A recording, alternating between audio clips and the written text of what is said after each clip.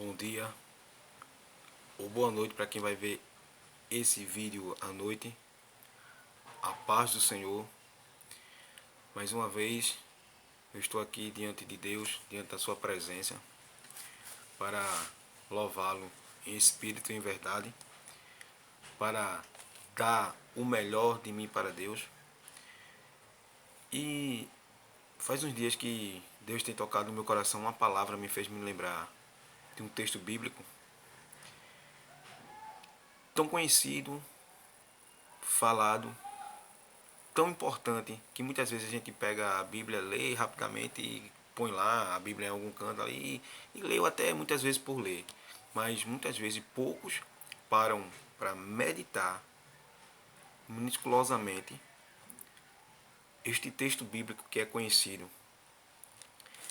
Eu vou ler aqui em Lucas, no capítulo 15, na Bíblia aqui, Lucas capítulo 15. Estou com a Bíblia aqui aberta, Lucas capítulo 15, do versículo 11 e 12, que diz assim: continuou, certo homem tinha 2 filhos. O mais moço dele disse-lhe: Pai, dá-me a parte dos bens que me cabe. E ele lhe repartiu os haveres. Olha só, irmão, isso aqui é uma parábola. E a gente sabe o que é parábola. Eu notei aqui. O que é parábola? Geralmente história curta e às vezes comparações baseadas em fatos reais, com o fim de ensinar lições de sabedoria, de moral ou religião.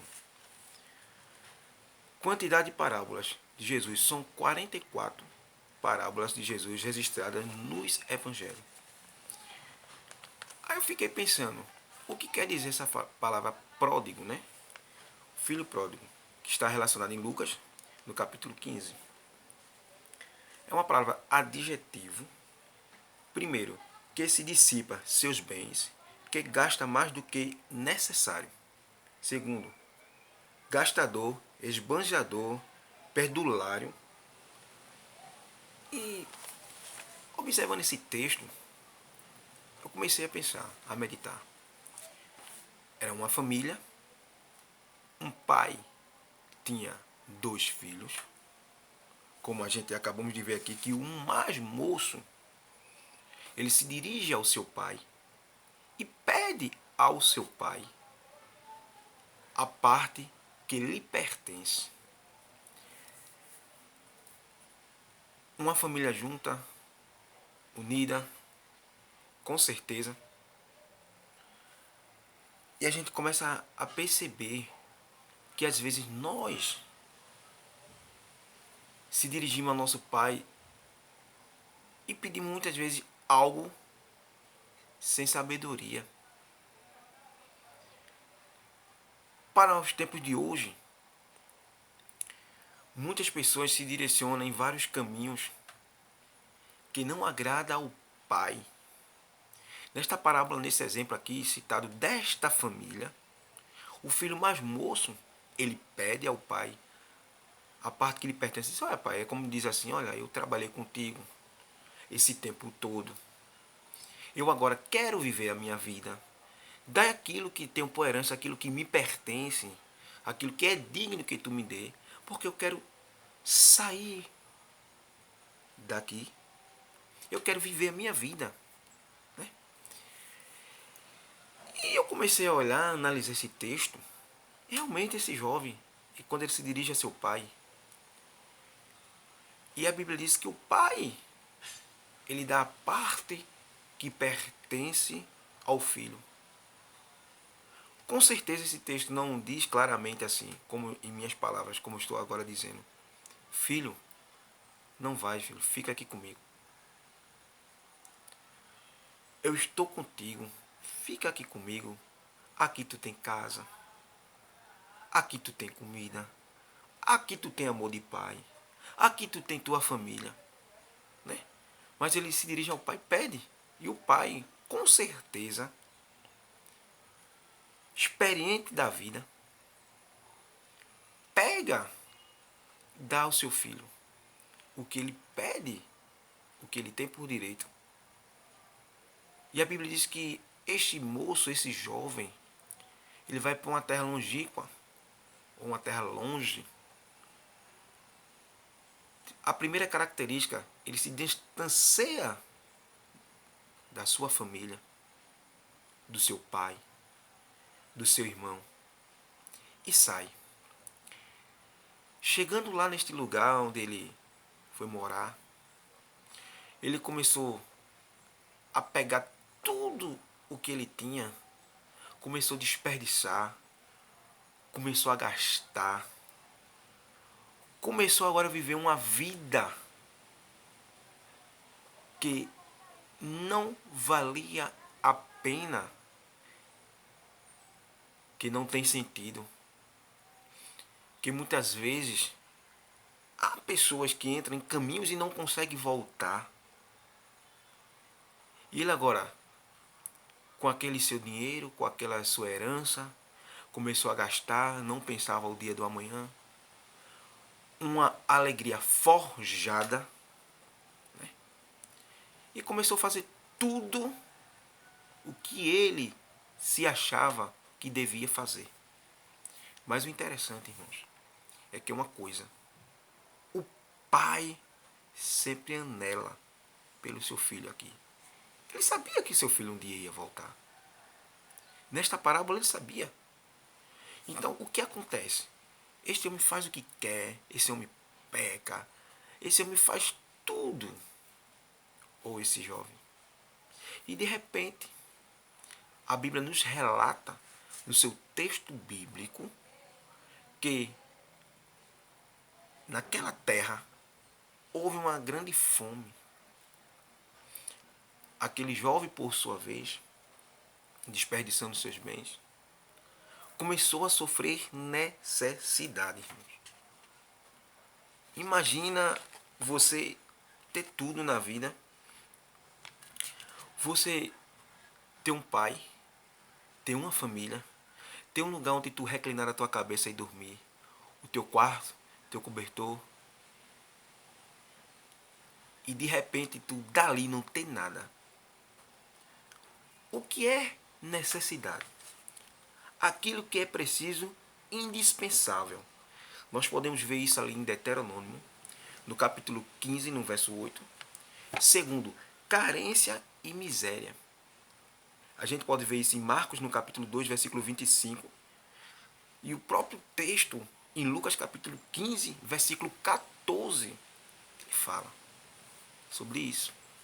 Então, um jovem que tinha tudo, tinha um amor de pai, tinha uma família, naquela fazenda ou naquela casa, naquele campo,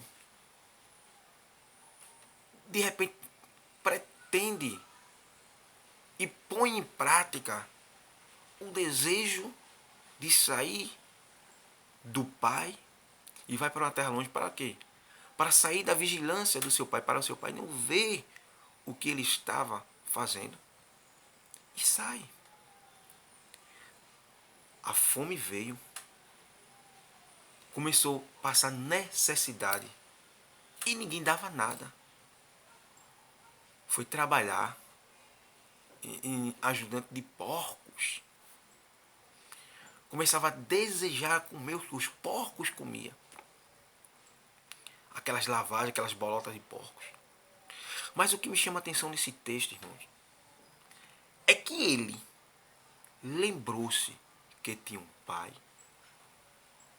Lembrou-se que tinha um lar.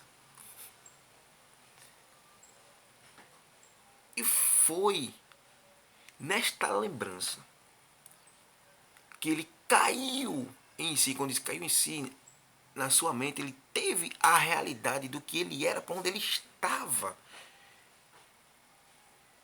E disse consigo mesmo: eu vou voltar para o meu pai. E vou dizer assim: pai, pequei contra os céus e perante ti. Eu não sou digno de ser chamado nem teu filho. Agora me recebe como um dos teus trabalhadores. E eu acredito, irmão, que todos os dias que passavam, o pai anelava pelo filho, pela volta do filho. O pai dizia: ele vai voltar. E quem sabe o pai se acordava de manhã bem cedinho, olhava para aquele lado da rua. Meu filho vai voltar. Olhava no outro dia, na porta, na janela. Meu pai vai voltar. O que eu quero dizer com isso? Na vida espiritual, muitas pessoas se distanciam de Deus. E Deus diz assim, tu vai voltar. O teu lugar é aqui. Eu conto com você. Tem pais que dizem, meu Deus, meu filho está nas drogas. Meus filhos saiu da tua presença, está assaltando, vivendo em momentos errados, com pessoas erradas. Mas Deus na sua palavra diz assim, eu conto com ele, ele vai voltar. Deus vai trazer de volta. Não importa como, mas importa que o Pai que é Deus, o dono da vida, que manda na morte, que governa o mundo e nada lhe governa. Ele diz assim, eu conto com ele, ele vai voltar. O lugar dele é aqui, porque eu quero ele aqui. Deus conta e vai trazer de volta. As lágrimas que são derramadas não são em vão, as orações não são em vão. Aqueles que saíram para comer bolota de Satanás lá, Deus vai fazer voltar, porque o teu lugar é na igreja, teu lugar é na presença de Deus, é lendo na Bíblia, é cantando, adorando, orando e exaltando a Deus. Deus vai trazer, irmãos. E a Bíblia diz nesse texto aqui, irmão, que esse filho diz assim, eu vou voltar. Eu vou voltar. A gente falou aqui da fome. Nesse texto aqui se trata, historicamente falando, da fome que existiu naquele lugar onde aquele jovem estava. E aquele jovem passou a necessidade. Mas a gente podemos ver que a consciência traz as lembranças. Porque o homem peca, mas ele recorda dos seus pecados. Ele não pode querer aceitar, mas que ele sabe que ele está errado, ele sabe. Ele sabe o momento que pecou, o momento em que falhou. E o seu subconsciente lembra, irmãos. Lembra disso. E esse jovem lembra, tem as lembranças da casa do seu pai. Ele disse, eu vou voltar. Eu vou pedir para ele me aceitar, nem que seja como seu trabalhador. O que é o pecado, irmão? Se o pecado é uma loucura, é o homem sair de si. É o homem. Porque, na verdade, o pecado sempre vai ser pecado. Não existe pecadinho, pecadão. Pecado é pecado. Nós possamos ver, irmãos, que quando a gente peca, a gente falha, a gente peca diante de Deus, é loucura. E a gente está num lugar onde Deus compartilha a sua presença conosco e sai para ter uma falta de conformidade com a lei de Deus por causa do pecado. Então, irmãos, o que acontece? Pecou, falta ao Pai. Foi o que esse filho fez. Voltou para a casa do Pai. Que lindo encontro, né, irmãos? Podemos ver aqui que nesse lindo encontro que o filho ele volta à casa do pai.